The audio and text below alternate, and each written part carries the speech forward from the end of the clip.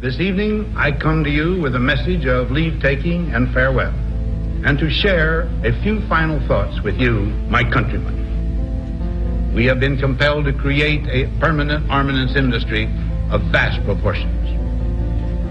3.5 million men and women are directly engaged in the defense establishment. The total influence, economic, political, even spiritual, is felt in every city, every state house, every office of the federal government. We recognize the imperative need for this development, yet we must not fail to comprehend its grave implications. In the councils of government, we must guard against the acquisition of unwarranted influence, whether sought or unsought, by the military-industrial complex.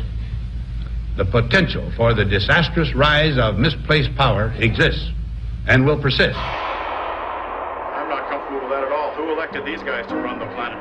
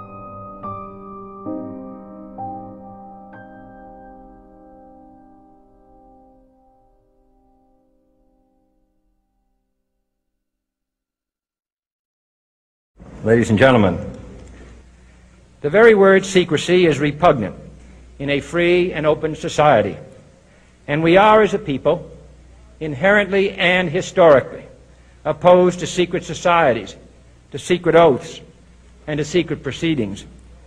We decided long ago that the dangers of excessive and unwarranted concealment of pertinent facts far outweighed the dangers which are cited to justify it. Even today, there is little value in opposing the threat of a closed society by imitating its arbitrary restrictions. Even today, there is little value in ensuring the survival of our nation if our traditions do not survive with it. And there is very grave danger that an announced need for increased security will be seized upon by those anxious to expand its meaning to the very limits of official censorship and concealment. That I do not intend to permit to the extent that it's in my control. And no official of my administration, whether his rank is high or low, civilian or military, should interpret my words here tonight as an excuse to censor the news, to stifle dissent, to cover up our mistakes, or to withhold from the press and the public the facts they deserve to know. For we are opposed around the world by a monolithic and ruthless conspiracy that relies primarily on covert means for expanding its sphere of influence, on infiltration instead of invasion, on subversion instead of elections, on intimidation instead of free choice, on guerrillas by night instead of armies by day. It is a system which has conscripted vast human and material resources into the building of a tightly knit, highly efficient machine that combines military, diplomatic, intelligence, economic, scientific, and political operations. Its preparations are concealed, not published. Its mistakes are buried, not headlined. Its dissenters are silenced, not praised. No expenditure is questioned, no rumor is printed, no secret is revealed. No president should fear public scrutiny of his program, for from that scrutiny comes understanding, and from that understanding comes support or opposition, and both are necessary. I am not asking your newspapers to support an administration, but I am asking your help in the tremendous task of informing and alerting the American people. For I have complete confidence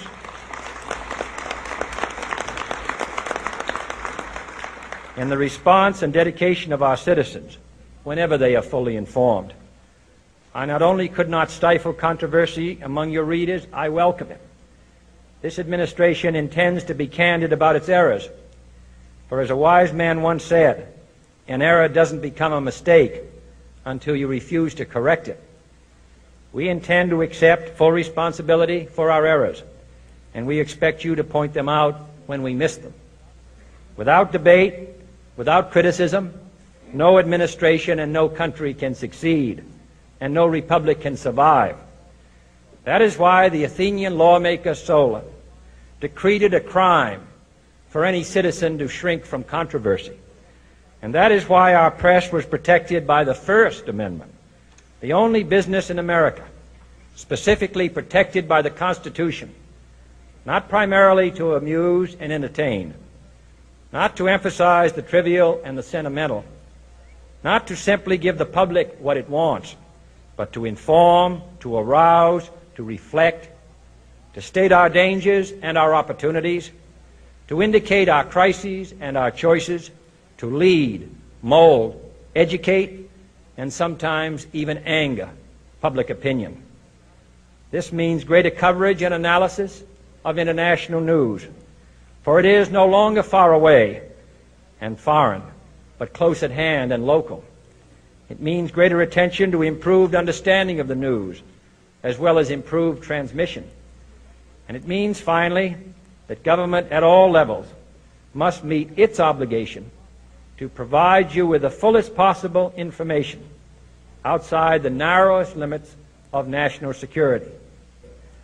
And so it is to the printing press, to the recorder of man's deeds, the keeper of his conscience, the courier of his news, that we look for strength and assistance, confident that with your help, man will be what he was born to be, free and independent. I'm not comfortable with that at all. Who elected these guys to run the planet?